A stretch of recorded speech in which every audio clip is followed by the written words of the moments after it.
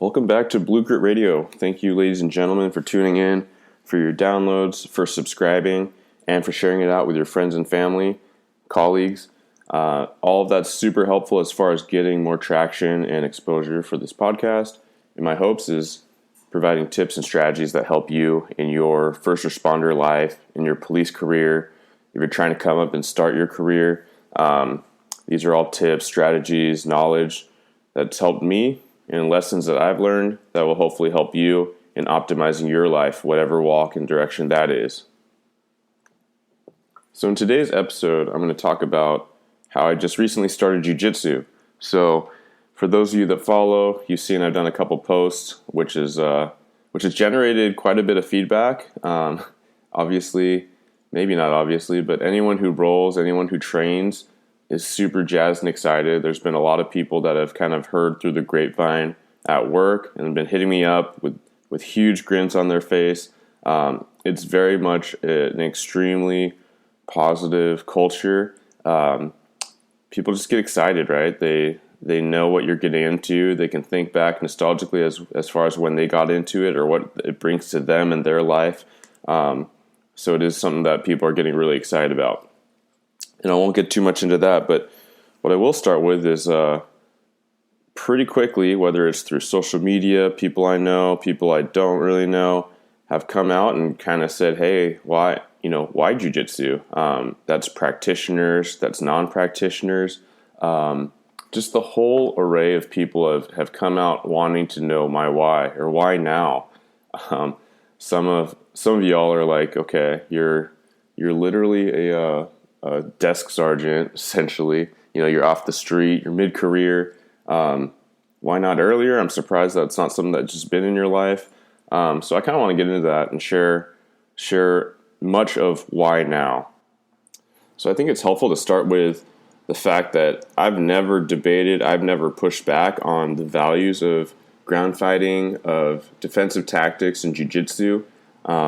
It's something that's actually always interested me. If you want to harken way back to my childhood, I grew up on Ninja Turtles. I grew up on all that. There's a part of me that really wanted to get into karate or taekwondo. So it was always something that intrigued me, something that I thought was super cool. Bruce Lee, all that. I mean, that's my upbringing. That was my hero. But as far as police work, it's just something that I'd always put off and I'd always push back on, not because of the value, but more because of life, just your general excuses. And you all have them. We all have them, right? So excuses that can be for doing all kinds of things that we know are right for us, we know that are going to be good for us, but it's just getting over humps. We can all think of examples of this. We all know when we're in a workout rut or we've been skipping the gym for a week, a month, a year, we know we should get back into it. I don't think anyone would argue that once you get back into it, they're going to feel better, but it's still an obstacle nonetheless. And a lot of times it may feel insurmountable. It may feel impractical, or just too much with all you have going on, right? Life gets in the way. It might come in the form of meal prep. Yeah, I know I ought to stop eating out so much. I know I should carve out some time, but then the weekend hits and I only have so much time for things and socializing and relationships and just what other tasks and chores and house duties I have, and so it just falls by the wayside. So I'll say, getting into my police career, you get a decent amount of defensive tactics on the front end when you're a brand new cop in academy, or at least you used to. Local peeps know that that's less and less. New cops coming out know that that's less and less. I fear and I suspect that that's probably true nationwide, especially as we see these headlines of different police and city officials and administrators asking for fitness standards to be reduced or dumped altogether. So, I mean, if that's the trend, then that's what I suspect. But going back, as far as my career, I got a good amount in the front end. I had a ton of fun doing it. I loved learning that. I was like, man, for the first time ever, I'm learning this stuff, like legit police training, and I'm getting paid to do it. I mean, how badass is that? And for some of you in other states are like, wait, you get paid to do that? Yeah. So in Washington State, you get hired, you get your wages, your salary, and then you go to academy. On the books, on the clock. It's a good deal. But anyhow, starting actual police work, starting patrol, I mean, it's long shifts, your schedule's moving around. It's hard to find regularity for many things, right? You're adjusting to a lot of lifestyle changes.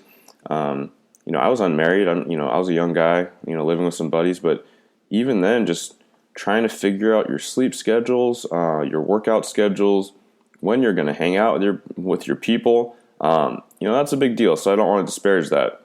However, it became clearly a much larger excuse than it ought to have been, just getting in. So time, scheduling, that's a common one. The cost, right? It's no small amount of money, whether it's, 150 ranging to $200 a month, probably for a jiu-jitsu or, kind of grappling gyms membership. But we'll get into why I think that the money is very well worth it. So we know all the reasons why you might put off an obligation.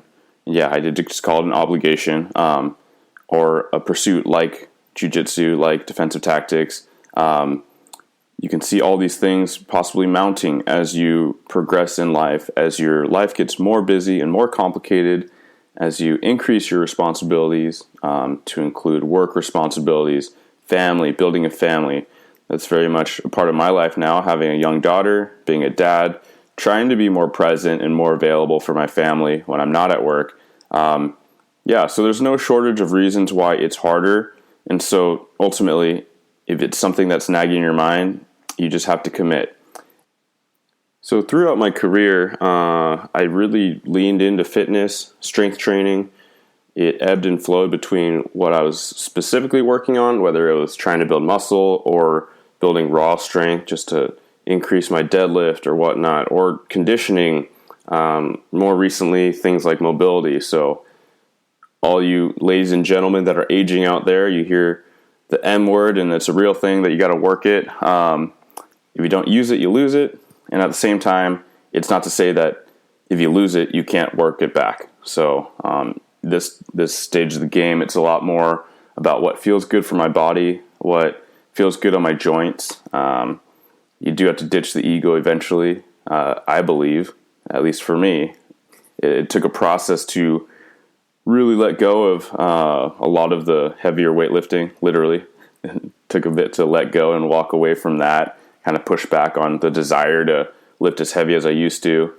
But I mention that to say that in my career, there's been a handful of times where no doubt my strength conditioning and just my fitness routine has aided me in helping overpower a combative subject, whether I was by myself at the moment or whether I was with other people. No doubt, huge in my mind, that could have been an absolute game changer in a handful of instances. The longer I sit and stew, I'm sure I could think of a lot more. But just simple things, just like muscular strength, just having that conditioning to keep going. When you're in a fight, when you're in an arrest situation, 10, 30 seconds, 45 seconds can feel like 5 to 10 minutes. And when someone's really struggling and they're really motivated to get away from you or to advance on you, to overpower you or fight against you, overpowering them, it is absolutely taxing. So I say that to say, if you're not working out, if you're not taking your fitness seriously, that is the number one priority that you have now. Our jobs require a certain level, and I would argue a high level of physical fitness. You need to show up appropriately for yourself, for your family, for your partners, for the community, so you don't get hurt and you can do what the public has charged you to do, what they have trusted in you to do. Fitness, just working out, takes very little resource compared to what I'm even talking about in this podcast, which is to sign up for a jiu-jitsu gym. It takes a little bit of time, it takes a bit of effort and discipline, and it doesn't even take equipment, right? There's so many countless resources on social media, on YouTube, where you can look at body weight exercises. You can look at how to use things like your chair, your kitchen table chairs to do dips, to use like a bench, like a footrest, or, an ottoman to elevate your feet and do push-ups. All kinds of stuff for your core, for body weight squats. I mean, like Bulgarian split squats, look those up. They're a killer with body weight. And you just need to go outside. A lot of folks that have a lot of extra weight just need to start walking and start moving and just feeling better in their own body, right? So you just got to start somewhere. Before I make this back into a huge fitness podcast, that's my plug. If you're not doing that, you need to start doing that. But back to jiu-jitsu, there's so many instances where I recognize that, we felt like we were losing the fight, or we felt like we were losing the arm, or I felt like I was losing the arm. But just by my sheer grit and resolve and conditioning, I was able to get someone's arm behind their back for cuffing. Just by sheer, determination, but also a battle of attrition. Is that because people's adrenaline spikes and maybe they're high, sure, but the fact is, with decent conditioning, I was able to sustain the endurance to do that, or my partners were. But in just a couple weeks of doing jiu-jitsu, just because it's fresh in my mind, and again, I don't know anything. So I go in on the mat and I'm meeting people and they're like, hey, do you have any background? I'm like, no, I don't know anything. Just to stay humble and just to be hungry to learn. Later I explained, I've been a police officer for X number of years, but I don't know anything, right? I know basic police stuff that I've acquired through the years, but I don't know anything here. And I make sure to say that so people know that I'm not coming in with an ego or like I know what I'm talking about, because I don't. I truly don't. I'm excited and ready to be a student. But just with the frequency and the volume of going a handful of times over the last couple of weeks, I already recognize, when I think back to all these other arrest situations, that I was not working efficiently, right? I was not using leverage in my body mechanics and the offender's body mechanics to advantage. There would have been little things with just my handful, my spattering of experience now on the mat, that would have helped.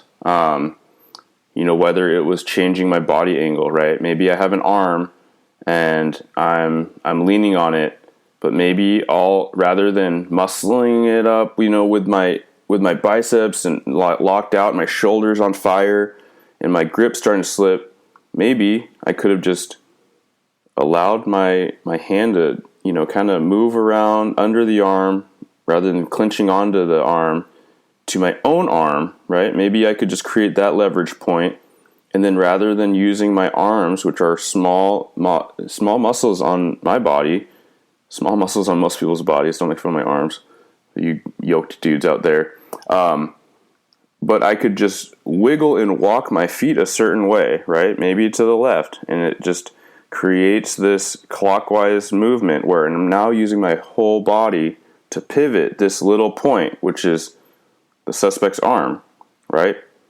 It's just those simple things. And it's not to say I didn't know that, but the real takeaway and the benefit of just getting back in the gym or getting on the mats is the frequency. It's just in the back of my mind, right? I guess rather it's in the front of my mind. So I don't have to go back in the back of my mind, the recesses of your memory, because frequency, repetition, the volume, that builds muscle memory, and then it becomes your go-to. So just the fact that I've been going recently, I felt the confidence to be able to step in to help some recruits with their defensive tactics day. Again, I don't have this huge background, but what I do have a background in is some basic physiology, some basic coordination, movement, strength and conditioning, and then just all the stuff that I've learned on the street, whether it was for good or for bad, right? All the situations I can think of where that wasn't helpful, and I totally lost my balance, and I tripped the suspect, and we went, ass over tea kettle, and we're all in a pile, which is how a lot of fights end up. I think it's fair to mention that because that's how basically all fights or resisting arrest situations end up, that is all the more reason why you should train some sort of ground fighting, some sort of ground combatives. Wrestlers have a huge leg up. You can think of the pun there. But as far as displacing weight, as far as pinning people, as far as mechanics and establishing a stable base, like, these are huge things. And then just athletic ability and coordination, generating power. These are all super practical, super beneficial. So people like stories, right? And to drive it home, I'll tell about one of my first more significant arrests where there was some resisting. It was a combative subject. And this was earlier in my career. So this should help illustrate the necessity to continue to train and keep things fresh in our minds, keep them fresh in our bodies. So it was an order violation. Me and my partner just established probable cause. This guy shouldn't be there. It's all confirmed. And to try to do a solid to him, solid to his family, his kids there, we asked him to step out of the apartment into the awkward, narrow breezeway of the complex. And he steps out after some back and forth and some, can I get a smoke? If you all are new cops, I know fewer people smoke. I don't know. People are asking if they can vape before an arrest, but that's usually a sign that they're not really ready to go. They're not ready to go. They want that smoke, or they want an excuse. They want a delay. And then it became questions. It became, well, what about this? Or are you sure? And da-da-da. And these become huge distractions. And so I feel like it's necessary to mention you need to look out for those distractions and those deviations from the timeline as a suspect is trying. But he does relent and come outside. And quickly, upon giving him commands to turn around, put his hands behind his back, he does, and he gets pretty argumentative. And our slight delay, me and my partner, but our slight delay in grabbing him, taking control, he whips around, he spins around, he brings his elbow up. I think at that time my partner had access to taser, but elbow hit her in the head, in the temple, and then I was the hands on, and then the fight was on. Right, this was a thick, pretty thick, stocky guy, and he was strong. And if you're thinking that I was a pretty strong guy, I wasn't. I was definitely not very strong. I was pretty fit, but I wasn't strong compared to what I've been able to do in the last number of years, because this was pretty early in my career. I didn't have quite that level of conditioning.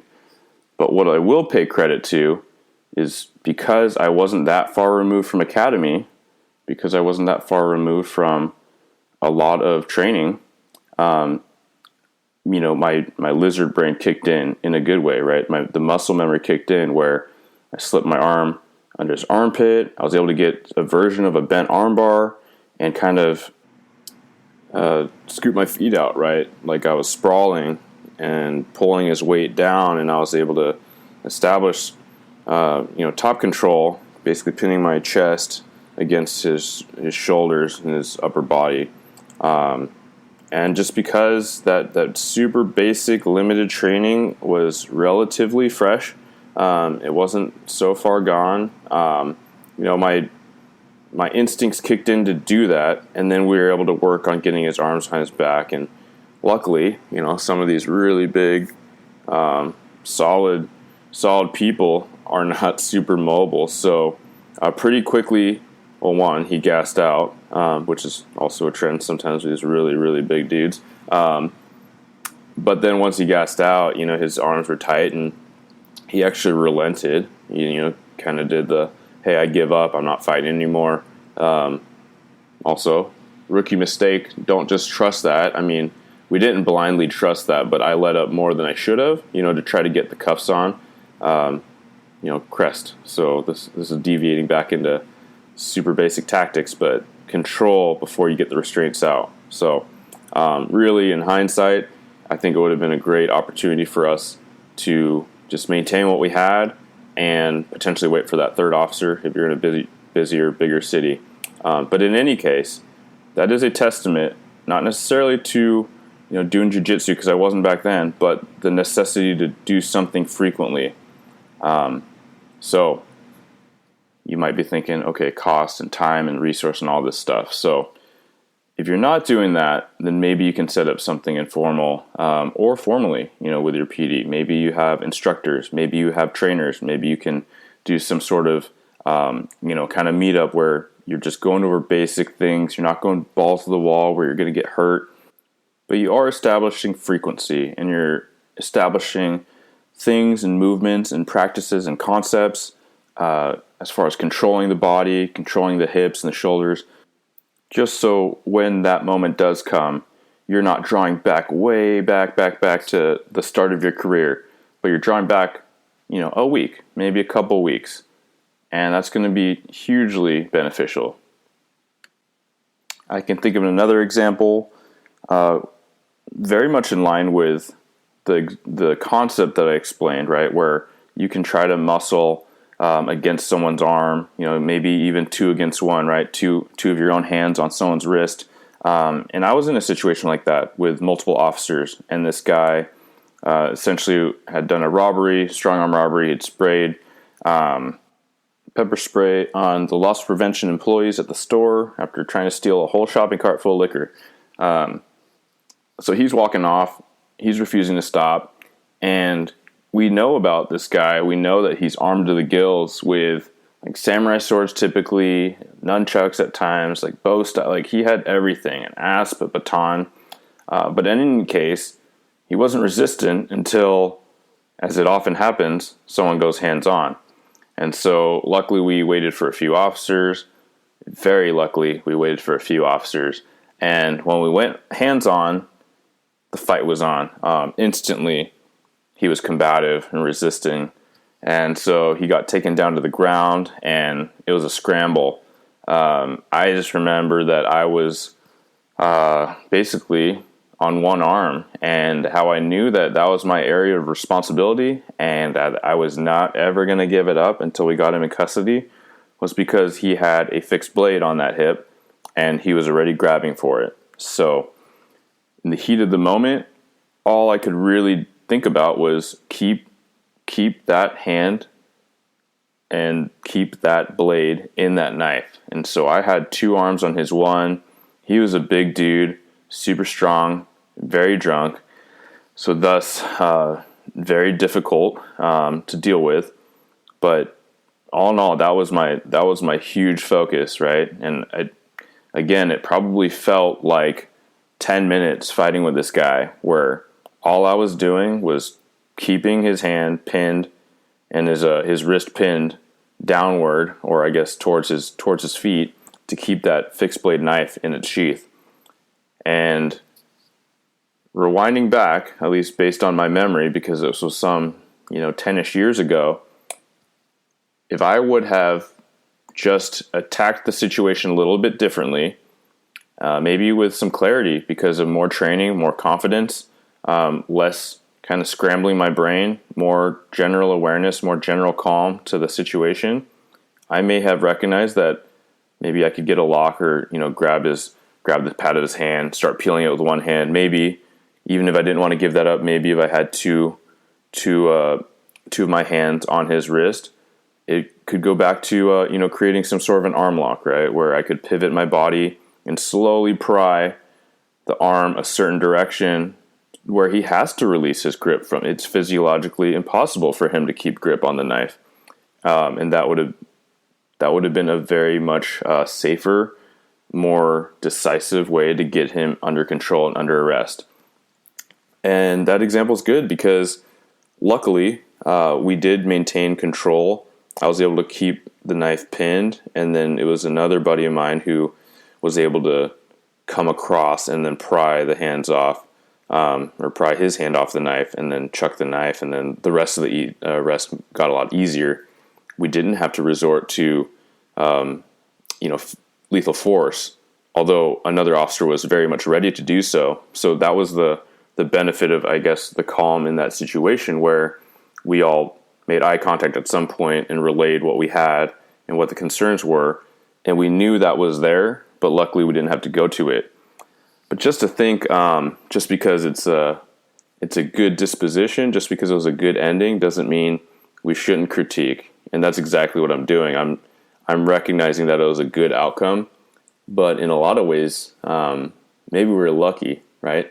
Maybe we were lucky that I had enough strength and conditioning to keep it where it was for the time. But I could imagine a lot of other scenarios where a less physically fit officer wasn't able to maintain that grip, and then maybe the other officer would have to resort to shooting. Or maybe the officer, maybe it's me. Maybe I just don't have that angle or access to that hand as quickly, and then the knife's out. And we all know a host of directions that could have gone. So all to say again that even in a scenario where things went well, aka the bad guy was arrested and no one was significantly injured, there's still a ton of room for improvement just by having some more training and some more frequency to that training. So I hope I've given you a couple examples that really drive home the benefits, the extreme benefits of training and pursuing some training on your own. I will say I started with that, but really, if you want to get to my why and why I decided to engage in this a little bit later than most would in a career, and when I'm not even on the street as much, it has a lot to do more with my mental growth. I recognize that through my career, I've had peaks and valleys where I was definitely over-investing in work and too much in work brain. I was either spending too much time at work or on work things, or I was just too preoccupied with work. I was just thinking about work stuff too much. And if you're following, then you probably can see that what started as a hobby, as a means to challenge myself and engage the public and put out good information, it's been an awesome journey. I've been able to learn a ton about a lot of things. I've been able to learn a ton about myself, getting outside my comfort zone as far as this podcast, social media, meeting a ton of people, through the social media space or, online, or connecting with other first responders or retired first responders in this world of police matters and police wellness. I wouldn't trade it for anything. But I do recognize that it does keep me in work mode. It's almost like a little job outside of my job, and it was interfering with my well-being. It was to the point where combined, I'm talking about blue grit combined with my 40 to 55 hour weeks, oftentimes, sometimes more. It was detracting from my family and from my own wellness. So this is a self-check. This is a recognition. It didn't occur overnight. It was something that I started recognizing as far as stress levels. It's something that I started recognizing, talking to my wife, talking to my friends. And I think it happens to a lot of us. I certainly know a ton of people that it's happened to, where it's just easy to get into a groove where you feel like you're being productive, you feel like you're working a ton, you're helping people, but then you are neglecting to take care of the things you ought to. Sure, I'm still working out, but I was not taking time for myself to really pursue things that I wanted to do. I love my family. I love spending my free time with them, but it was even at the point where I wasn't truly present when I was with them. And so that's a work in progress, right? I'm just distracted by issues at work or things that need to be resolved next week. But rather than resolving them next week, or maybe sitting down for like 5 minutes to outline a quick little plan and putting it away, I would just be thinking about it. So essentially working on it when I'm not even at work. So why Jiu-Jitsu? So I've recognized for years that Jiu-Jitsu could offer, and I know it has offered for so many countless people and many people I know, but a physical and mental challenge. I think, and I've always said this, I think that we should be continual learners. We should stay and get outside of our comfort zone. And so ultimately, when faced with a question of what new hobby should I pursue or would I like to pursue, instantly I recognize it was jiu-jitsu. It's something that it had been nagging at me for the majority of my career, but like I explained it in detail before, all kinds of excuses, to include my own confidence in fitness. I figured I didn't really need it, and it would be expensive, and it would take away from my time with my family. And these things can be true, looked at through a certain angle. But when you think about maximizing time, a good strategy that I'm getting better at focusing on is being present rather than making more time or being more efficient. And I guess you could say that being present is being more efficient, right? You're only worried about doing the thing that you're doing while you're doing it and not letting that bleed over, not letting different things take over different time spaces. So when you're at work, be at work. When you're working out, be working out. And I even had issues with that, where I'd be in the garage and I'd be doing my sets and I would start thinking about work stuff, or I'd be on social media and then I'd see some police stuff and it'd get me really frustrated and it'd remind me of something that I really feel like I ought to improve at my own department. No, man, just stay in your lane as far as the activity you're doing. So when you're with your family, be with your family. Don't be thinking about all this other stuff. And it's hard because this career, first responder work, it does bleed into all aspects of our life. Some in good ways, some in unavoidable ways, right? So if I'm with my family in public, I do tend to lean towards the hypervigilance that's common in all police. You're more aware of concerns and stressors, and I'm not that person that carries, 2 firearms and 4 magazines and a full trauma kit. I'm not that guy, but I can admit that if someone starts yelling, I key up and I go into this work brain mode where it's fight or flight or freeze, and pretty quickly, it's that fight/flight with my family. What do I need to do? Oh, someone's just angry about not getting their order. Okay, power down, but keep an eye on them, right? That's just a thing. But what jiu-jitsu has offered me, and it's offered so many people, is that forced presence. When you're on the mat, you can only be on the mat. You can only really be focused on what you're learning. If your head's somewhere else, it's possible, but you're not going to get anything out of it, and or you'll get hurt.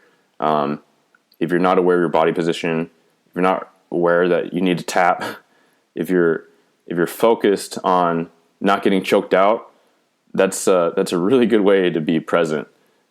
Whereas oftentimes it happens to the majority of us, but we're working out and we're somewhere else.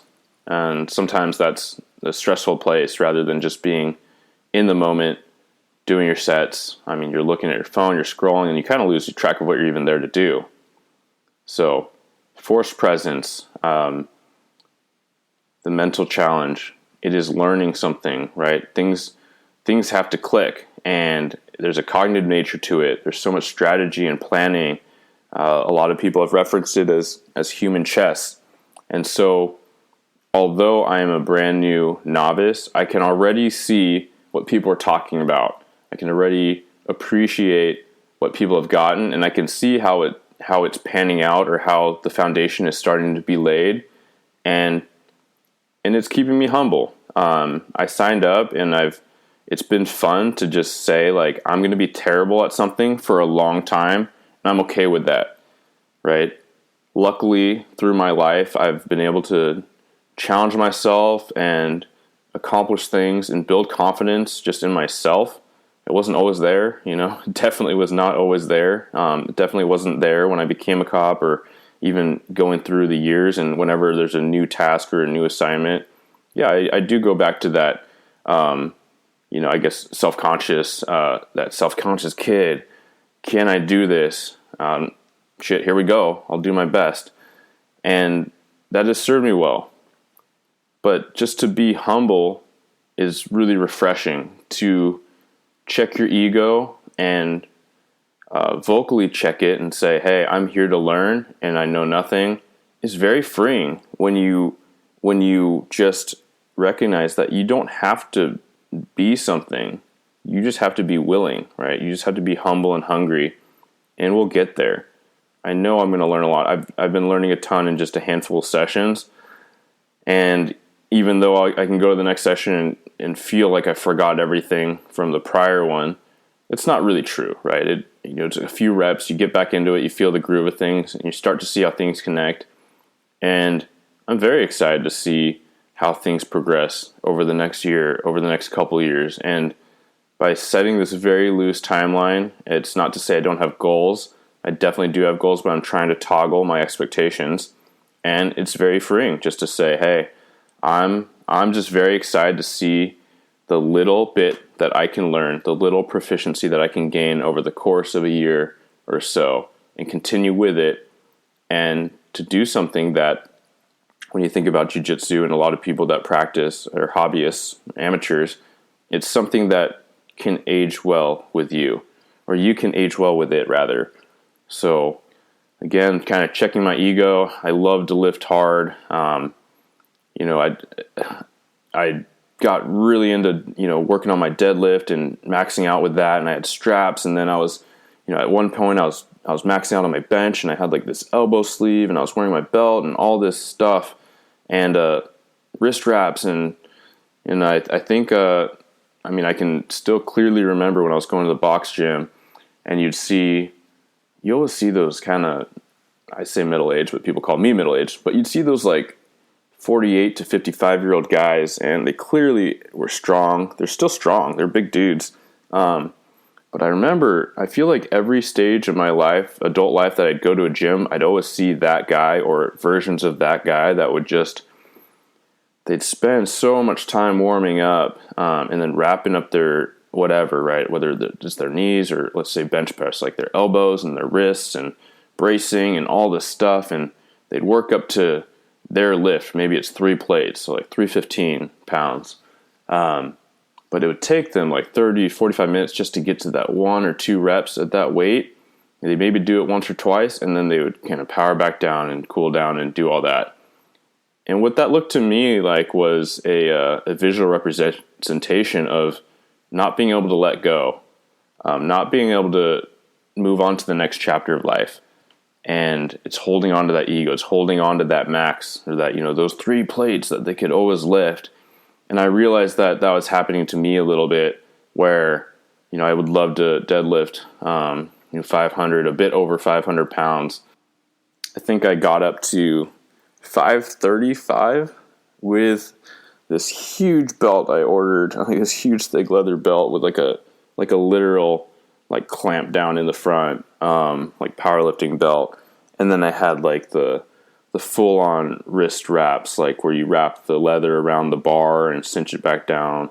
All that, man. And cool. It felt cool for a moment, but then for sure, your back's just not feeling great. And kudos to those that are aging and keep lifting hard and heavy. Like, my hat's off to you.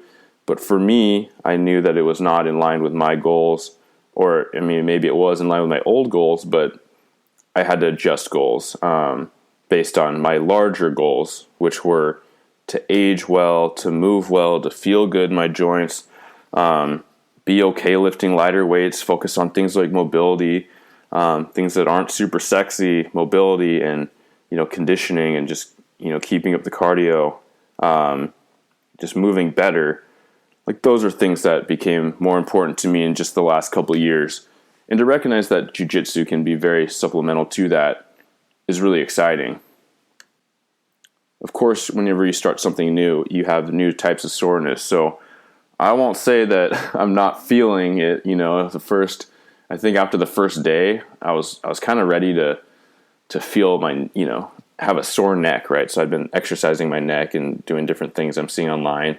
But no, it's my feet, right? It's the kind of mat burn from your feet.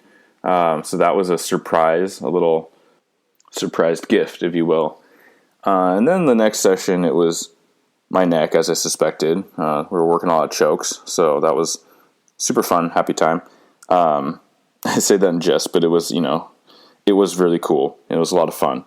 And then next is kind of the shoulder, and I think between that and helping out, my department's recruits for the greater part of a day, this left shoulder in its late 30s, the better part of that many decades on this earth doing shoulder things, was definitely feeling it. So it has been a great experience. Lastly, what I will leave you with is the biggest pleasant surprise has been the community. And I don't mean the surprise because I thought everyone would be a jerk. No, it's not like that. I have been surprised how welcoming and engaging just about everyone I've met, just about everyone I crossed paths with. I think I've gone at the time of this recording 7 times, and some people are the same, some people are different. Actually ran into a dude that I met, super cool guy, through our recruiting process, and so he's just tested for police, so it's been really cool to chat with him and learn more about him. But it's just a very positive communal culture. There's so much respect. I mean, that's born into so much martial arts, right? Where you bow, you pay respect to the gym and to each other. But if that is intimidating to some people, I will leave you a couple suggestions. This gym is not like every other gym. Every gym has its own vibe. It has its own culture, kind of like a department, right? That has to do with the leader. It has to do with the instructor or the owner or the professor, depending on their title or what they like to go by. It has to do with the vibe and kind of their programming. It has to do with the people that come and who, what their attitudes are like, what they're trying to get out of it. I have heard that, some gyms are very intense and most people there are trying to level up and compete and all that. I think, just from what I've seen, there's definitely a more casual vibe at mine, but at the same time, I'm not going to, I have not been going to the open mat sessions where people are rolling hard, so far mine is just the drill, the repetitive, getting the movements down and just learning new skills and kind of refining them. And so I know that there's a different pace that I just haven't seen a lot of. I've seen little tidbits or felt little tidbits when we go on to kind of a live roll. So all to say, most gyms, as I've seen, are very welcoming for you, and they're very inviting for you to come check out what they're about. Many advertise like a free session or free lesson where you come in, you feel it out, and so it's very easy to shop around in this culture where, yeah, you should go check out a couple. I actually got recommended the one I'm going to by a couple of colleagues, people that I've met through police and recruiting game and through social media, and a big decision was leaning on their expertise or their personal experience, as well as the fact that it's really close to my house. And so just like most things, most new habits that we try to establish, there will be so much better adherence if it's easy for you to do. So remove those hurdles, remove the excuses, find somewhere easy to you or easy and close to access to your home and or your work, right? So if you can build it in, look at the schedule. Most gyms will post the different days and times, and so find something that works alongside your schedule, whether it's your work or pick up your kid time and all that. So yeah, just really find what works for you, feel it out, check it out, and you'll be able to make a good informed decision. And if your excuse is money, oh man, I could probably get into this quite a bit, but I would venture to guess that most people that truly have the constraint either are low income or they're not managing their money well. They're not aware of all the dumb BS that they're spending money on. There's some gentlemen I've met at the gym I'm going to where I'll say maybe it's my frugal Asian American upbringing. You know, I was taught the value of money, which I really do appreciate. Everyone has their stuff, but I try to avoid making a bunch of dumb purchases. I try to live a little bit more conservatively, definitely way more conservatively than my overtime checks would allow for. But I will say that, you know, signing on for something was a hurdle for me. It's part of why I ended up getting my own gym equipment, a lot of it used, Craigslist, all that at my own house, just so I didn't have to worry about that. However, if you're worried about money, there are a lot of guys and gals that make less money than you do. Whoever you are listening, I can just about guarantee it. They make a lot less money than you do, but they prioritize this because it's their passion. Or think of it another way. You prioritize your health, and that could be your physical health because it absolutely is an athletic endeavor. It absolutely is fitness. And consider this, investing in your mental health, because again, already in short time, I'm recognizing a strong community. I'm making new friends. There's really there's no price tag for that, right? Social connection, learning something new. So cognitive health, mental health, the de-stressing. Sure, I like working out. It's good for stress. I like walking. I like hiking. Good for stress. But this is different. It's a different challenge. It's a different stress relief to be learning something new, to be challenging yourself, and getting outside your comfort zone is a different kind of dopamine hit and a different kind of endorphin boost. So again, if you're thinking about it, if you're a law enforcement officer, think about it harder and just make the leap. If I can do it, you can do it. There's a lot of gyms out there. They're not pretentious. They're very welcoming. They have a lot of people that are trying this new thing. And so give it a chance. You have nothing to lose. And with that, I'll say thank you again for listening in. Thanks for tuning in. Thanks for the likes, the shares, whether it's on Blue Grit Wellness on Instagram, whether it's the blog posts, whether it's this podcast. I appreciate you. Stay safe and stay gritty.